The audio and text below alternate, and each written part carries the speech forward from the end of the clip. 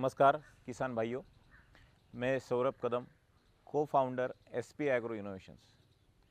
किसान भाइयों, आपको पता है कि प्याज की खेती जो है सबसे ज़्यादा यहाँ पे महाराष्ट्र में होती है, वो भी नासिक ज़िले में भी सबसे ज़्यादा होती है। तो हम जब विविध किसानों से बात करते हैं, महाराष्ट्र के भी और महाराष्ट्र के बाहर के किसानों से भी, तो हमको एक चीज़ ध्यान में आ जाती है कि जो प्याज की जब हम रोपाई करते हैं तो उससे पहले हमको वो रोप तैयार करना होता है, नर्सरी बनानी पड़ती है। तो वो नर्सरी बनाने की एक जो पद्धति है जो सभी किसान यूज़ करते हैं वो है बीज फेंक के या बीज ऐसा ब्रॉडकास्ट करके नर्सरी बनाना। लेकिन हमें ये ध्यान में आ रहा कि वो जो पद्धति है वो सरासर एक गलत पद्धति है।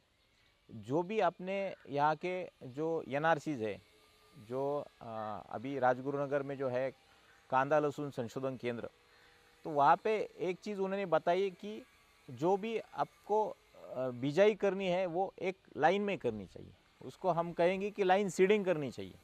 तो लाइन सीडिंग करना ही सबसे एक प्रॉपर प्रैक्टिस है जो आपको यूज़ करनी चाहिए। जो भी लाइन सीडिंग की पद्धति है उसमें एक फ़ायदे बहुत ज़्यादा है कि सबसे ज़्यादा फ़ायदा ये है कि आपको बीज कम लगता है। जब आप 2 महीने की जब नर्सरी बनाते हैं उसके बाद रोपाई करते हैं तो रोपाई के लिए जो बीज आपको लगता है तो कम बीज में ज़्यादा से ज़्यादा रोपाई होती है।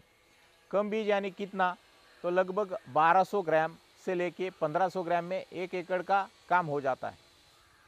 आप किसान भाइयों, आपने देखा है कि कभी कभी किस किस साल में बीज का जो भाव है, रेट है, वो बहुत आगे निकल चुका है। तो इस समय में आपको ये सोचना चाहिए कि बीज की जो बचत है वो ही बीज की निर्मित है। तो क्वालिटी का बीज जो है इस्तेमाल करने का एक जो तरीका है वो लाइन सीडिंग ही है।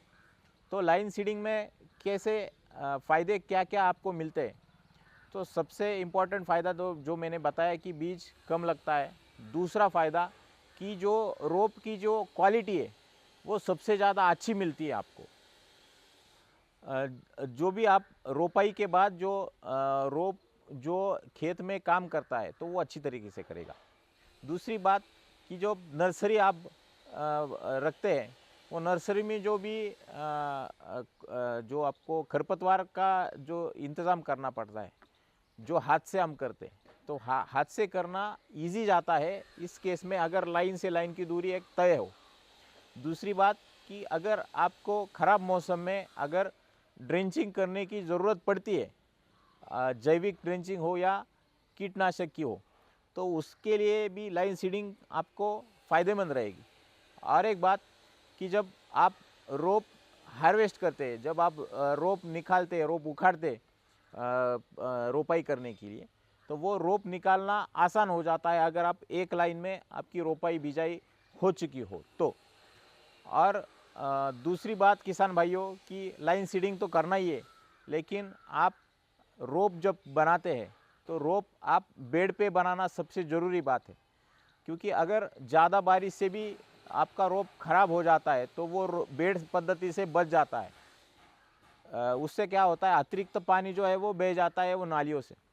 दूसरी बात कि जो इरिगेशन, उसको पानी देने की जो पद्धति है वो ज़्यादा से ज़्यादा स्प्रिंकलर से ही होनी चाहिए। क्योंकि स्प्रिंकलर का फ़ायदा आपको क्या मिलता है, जब ठंड के मौसम में जब यह धुई वगैरह जो आती है, कोहरा बोलते हैं आप, तो वो कोहरा से जो फसल आपकी ख़राब हो जाती है, रोप वाटिका ख़राब हो जाती है, नर्सरी ख़राब हो जाती है, उससे बचत आपको मिल जाती है। आप फव्वारा सिस्टम जो होता है, स्प्रिंकलर सिस्टम, वो चालू करके वो धो डाल सकते हैं।